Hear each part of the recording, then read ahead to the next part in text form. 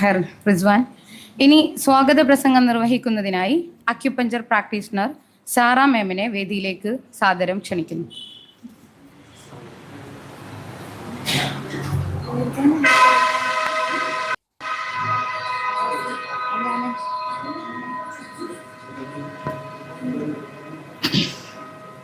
അസ്സലാമു അലൈക്കും വറഹ്മത്തുള്ളാഹി. നമ്മളിന്ന് എല്ലാവരും ഇവിടെ ഒരുമിച്ച് കൂടിയിട്ടുള്ളത് ഒരു ആരോഗ്യ ബോധവൽക്കരണ ക്ലാസ് അല്ലേ? ശരിക്കും പറഞ്ഞാൽ എന്താ പറയാ, സ്ത്രീകളെ രോഗത്തെ കുറിച്ചിട്ടുണ്ടാവും കൂടുതൽ പറയാനുണ്ടാവുക. എല്ലാവർക്കും ആരോഗ്യമുണ്ട്, ആരോഗ്യം വേണം. പക്ഷെ ഏറ്റവും കൂടുതൽ രോഗം ഉണ്ടെങ്കിലും ഇല്ലെങ്കിലും രോഗത്തിന്റെ ആവലാതി പറഞ്ഞുകൊണ്ടിരിക്കുക സ്ത്രീകളാ അല്ലേ? ചെറിയ എന്തെങ്കിലും കിട്ടിയാൽ അത് വലുതാക്കി കൊണ്ടു നടക്കുന്ന ആൾക്കാരാരാ? സ്ത്രീകളാണ്.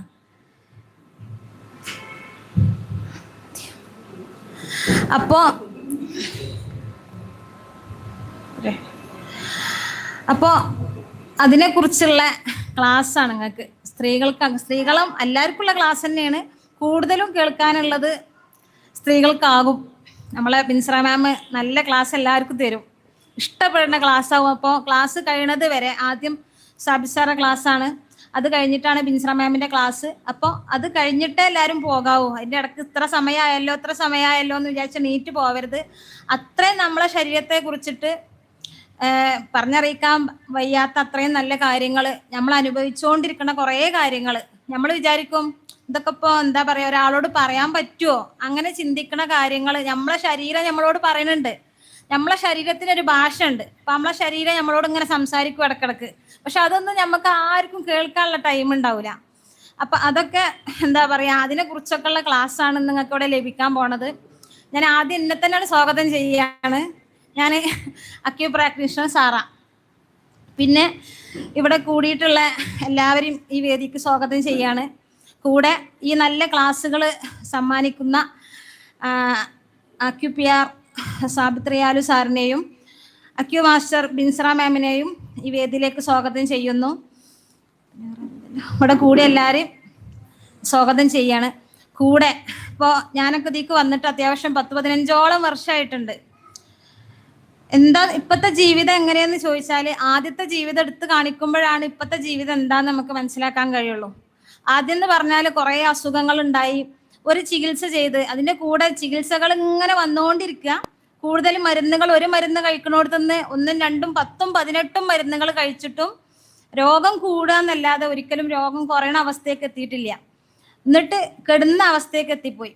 നമ്മളൊരു ആൾ കെടുപ്പിലാവുക, നല്ലൊരു പ്രായത്തിൽ ഒരു 29-30 വയസ്സിൽ ഒരു ആൾ കെടുപ്പിലാവുക എന്ന് പറഞ്ഞാൽ എന്താ അതിൻ്റെ അവസ്ഥ?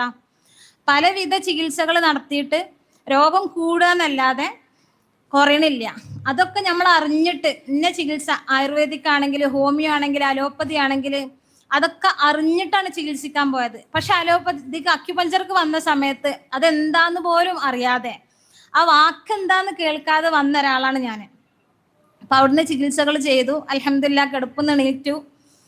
പിന്നെ കുറച്ച് കാര്യങ്ങൾ ഒരു 9 വർഷത്തോളം ഇതിൻ്റെ ചികിത്സ എന്ന് പറയാൻ പറ്റൂല, പക്ഷെ ഓരോ കാര്യങ്ങൾക്ക് നമുക്കൊരു പനി വന്നാലും തലവേദന വന്നാലും ഒക്കെ നമ്മൾ ചികിത്സിക്കും അക്യുപഞ്ചർ.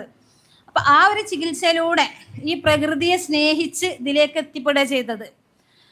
ഇപ്പം എന്താ പറയാ, ചികിത്സയും ചെയ്യണില്ല. ഇപ്പം ഞാൻ നേരത്തെ പറഞ്ഞ പോലെ എൻ്റെ ഭാഷയെ പറഞ്ഞാൽ എൻ്റെ ശരീരം എന്നോട് വർത്താനം പറയണത് ഞാനങ്ങനെ കേൾക്കുക, ആ ഒരു രസത്തിലൂടെ ഞാനിങ്ങനെ ഒഴുകുക, അങ്ങനെ പറയേണ്ടി വരും. അപ്പോൾ അത്രയും സന്തോഷത്തോടു കൂടി അല്ലെങ്കിൽ മനസ്സമാധാനത്തോടു കൂടി അൽഹംദുലില്ലാഹ് എന്ന് ജീവിക്കുകയാണ്. അപ്പം അങ്ങനത്തെ എന്താ പറയുക, ആ ഒരു ജീവിത യാത്രയിൽ നിങ്ങളെല്ലാവരും എത്തട്ടെ എന്ന് പ്രാർത്ഥിക്കുകയാണ്. അപ്പം എല്ലാവരും ക്ലാസ്സുകൾ ആസ്വദിച്ച് കേൾക്കുക. എല്ലാവരും ഈ ക്ലാസ്സിലേക്ക് സ്വാഗതം ചെയ്യുന്നു. അസ്സലാമു അലൈക്കും.